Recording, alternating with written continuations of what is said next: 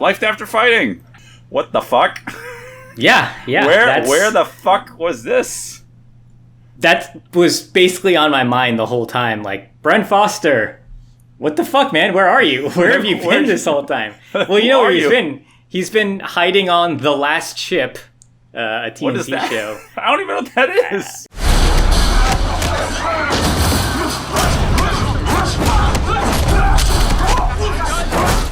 And then he made some appearances on some Steven Seagal films, I think in the 2010s. Yeah, this man came out of nowhere. Yeah, voice actor of Mad Max in the video games. I mean, like, I don't know anything about this dude. Mm-hmm. He just decided, hey, I'm going to write, direct, executive produce, and fight choreograph and action design my own movie. Yeah, and it's not a complete disaster. It's not. I was kind of floored watching this. I'm like, there's no way that this one man did everything, and the movie is not a train wreck. I was so stunned by it. Turn your back foot. I haven't fought in years. I've had surgery after surgery. Beating me now won't mean a thing.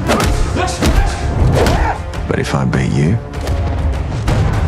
can you live with that? Let's talk about the story, Zero. Because there is one movie that this movie made me think of the entire time. Because we covered this movie on the show. And can you guess what this movie shares the same exact story? Oh boy. So unfortunately, in the martial arts genre, child trafficking is a common story element. So there's too many to choose from, really. Sure. Okay. I'm just gonna say it right now. This movie is Fight of Fury. What's up? Get ready to die. Oh no! It is the same exact story, almost beat for beat. As I was watching, yeah. No. There's no final Home Alone kind of fight your way out of a dojo sequence in Fight of Fury. Let's not say like, okay, it's exactly the same, but like we're okay. Fight of Fury and this movie both share a martial arts expert who has he's a lady who comes into the dojo and wants advice or like wants to know martial arts. And there is a little child involved as well. And there's human trafficking in the story. There is a villain who is basically antagonizing the main character, and the only thing that's stopping the the villain from getting everything his way is the main character has to kick ass. And I guess the only difference is that Brent Foster isn't shoehorning in big dojo philosophy the entire time.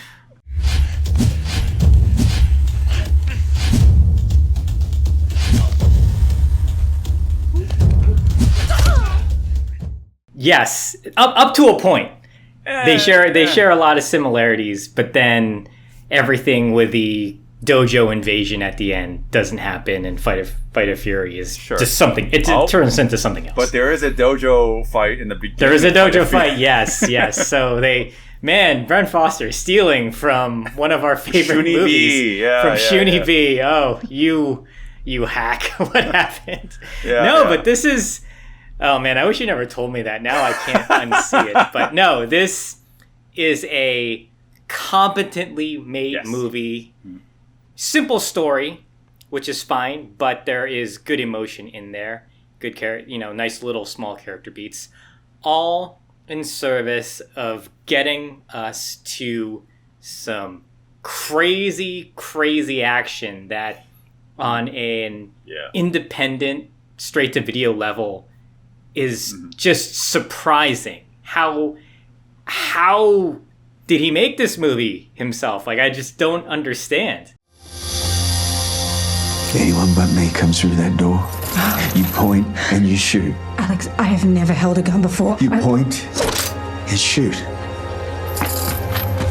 I mean, I thought the movie, the way that sets up in the very beginning of the film, it was just going to be pretty much a drama. It was going to have very little fighting at all.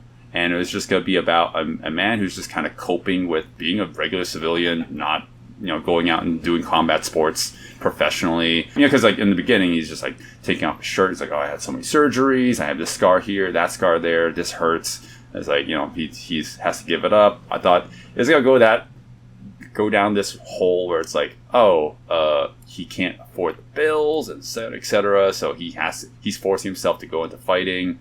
Again, I really thought I was going to go that route, and I wouldn't have minded it because I thought the acting was pretty serviceable. I thought it was okay, and the drama was good, and the pacing was good. And then suddenly, it becomes an action movie, and it just goes a completely different route. And I was like, oh, I'm happy with this too. Good. I lost my last fight, losing my title. The doctors told me it was about time I retired. I let it all go, and the school became my primary focus. You look like you love teaching. Have you seen Violet or Lainey? I thought they were with you. So going back to what you were saying about the human element, I think those things were handled very interestingly, because a lot of times when you see martial arts movies, there's this idea that if someone's going to fight you, you have to prove yourself and prove to others that you're capable in fighting back. And it's interesting because the movie handles things that I don't see too often in martial arts films. Mm-hmm. It handles the responsibility of a teacher and what happens when that teacher is faced with somebody actually trying to harm him physically. Sure. And I feel like in some older martial arts movies, or even modern ones, you'll see people like cheering when somebody beats up somebody trying to hurt them. But in here, there's actually an interesting feeling of uncomfortableness that happens from it. You have this teacher who is teaching his class, and people come in and they start physically antagonizing him, and he doesn't want to fight.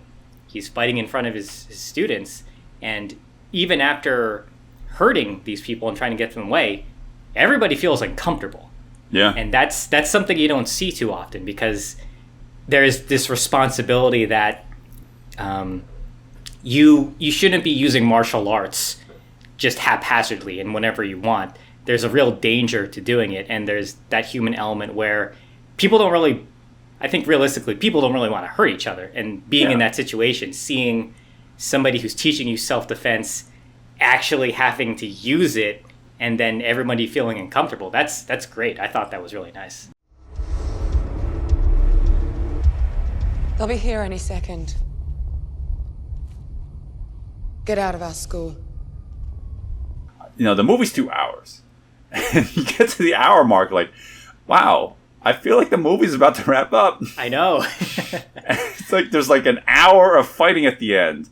And I'm not even saying that the movie's backloaded with action, because, of course, there's a lot of action at the end. But there's action throughout the movie somehow. They throw it, they sprinkle it in here and there. And again, I was like, okay, this is good. Good choreography, good stuff. Nothing too over the top, where I thought, okay, this isn't just your ordinary drama. And then the last hour, you just forget all that. It's like, oh wow, this is straight up a textbook definition of a martial arts movie. This is exactly what martial arts heads want. They want to see nonstop everything. And in fact, I guess we're talking about action now. Yep. I would say that it is on the line of being as innovative with martial arts as like the John Wick movies. Mm-hmm. That's me giving it a lot of high praise, because the amount of martial arts styles I see just from this one dude, Bren Foster, is insane. He is doing everything. He's doing jiu-jitsu, he's doing hapkido, he's doing aikido, he's doing a little bit of judo, he's doing a little bit of taekwondo, he's doing a little bit of like weapons disarmament. It's like, damn, he's doing everything. That's insane.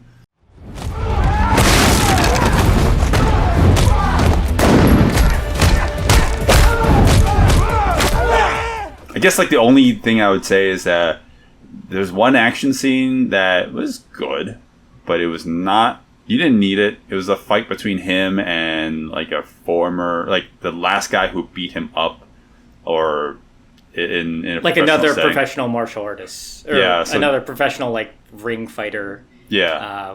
I don't know. I didn't mind that actually. I thought that was an interesting thing to do because you knew it was going to happen. He was also getting antagonized online by a guy who wanted to fight him professionally, even though he's retired.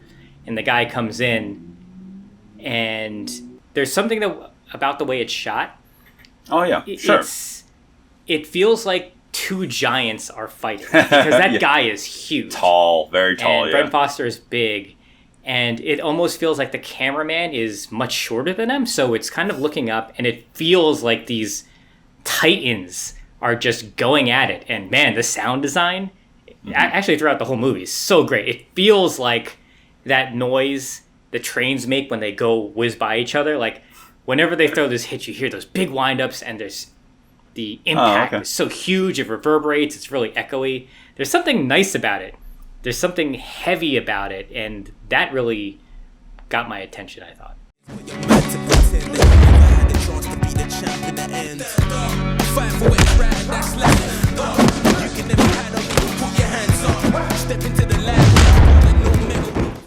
I guess like the one last call out, I'd say like with the action, because there is a lot of it, and I don't want to go into too nitty gritty because this is a new release. I really want you guys to go out and watch this if you can get your hands on it. But I'd say that, like it escalates in the violence, like by a lot. It starts off with like him really not wanting to engage with people. So, like he'll end the fight amicably. If an MMA fighter is accosted on the street, he's just going to do his best to like end the situation without really having to like kill anybody, right? But at the end of the movie, like, it's like, wow, this has to devolve into, like an all-out war, and he has to, come out on top. And, there's moments where, like, you see through him, it's like, okay, this is actually affecting him. He doesn't want to kill anybody. And I'm like, that's great. That's great. He's not just an unstoppable action hero. Mentally, this is affecting him. And I was like, okay, that's good. Like, I like the nuance that we gave to the character. So he's just an ordinary guy. He happens to be amazing at martial arts, but he's just an ordinary guy.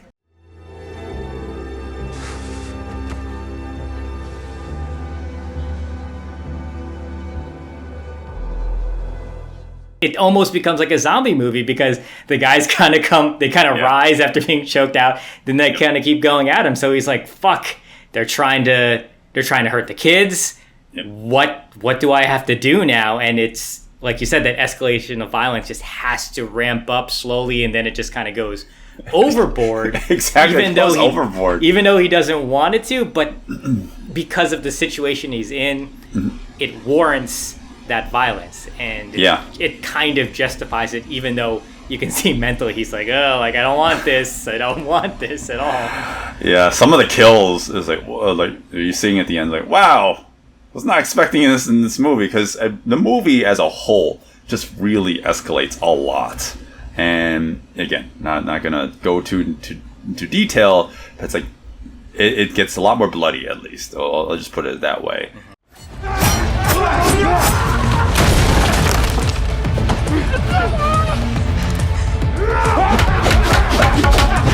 Very entertaining film. I actually really do highly recommend it. What the fuck, Brent Foster? Who the hell you been? This is crazy.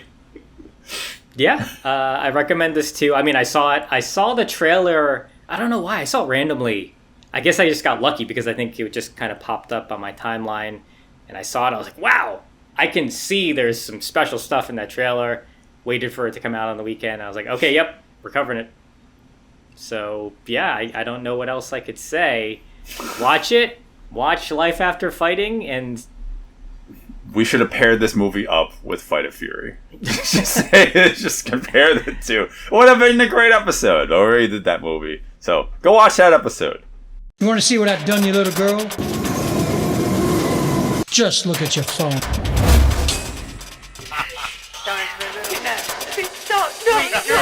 Listen up, coward. I'm coming after you. I'm gonna track you, find you, and destroy you and your kingdom.